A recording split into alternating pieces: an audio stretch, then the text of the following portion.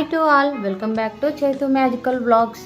అబ్బబ్బబ్బా, ఏం పిల్లలు రా బాబు, ఎంత మంచి బ్రేక్ఫాస్ట్ చేసినా స్నాక్స్ చేసినా ఇంకా డిఫరెంట్గా కావాలి అని అంటూ ఉంటారు.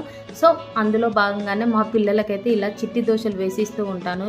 ఏమీ ఉండదండి, దోశ బ్యాటర్ని మనం దోశలాగా వేసిస్తే వాళ్ళు రొటీన్ లాగా చూస్తారు. అదే ఇలాగా చిన్న చిన్నగా దోశలాగా వేసి చిట్టి దోశలు అని చెప్పేసి ఇచ్చామనుకో, అరే బాగున్నాయి, క్యూట్గా ఉన్నాయి అనేసి ఇంట్రెస్టింగ్గా తింటూ ఉంటారు. ఏమీ డిఫరెన్స్ ఉండదు.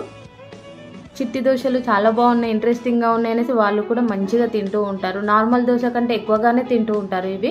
మీరు కూడా ఒకసారి ట్రై చేయండి. మీ పిల్లలు ఇంట్రెస్టింగ్గా తింటారా లేదా అనేది నా కామెంట్ సెక్షన్లో కామెంట్ చేయండి.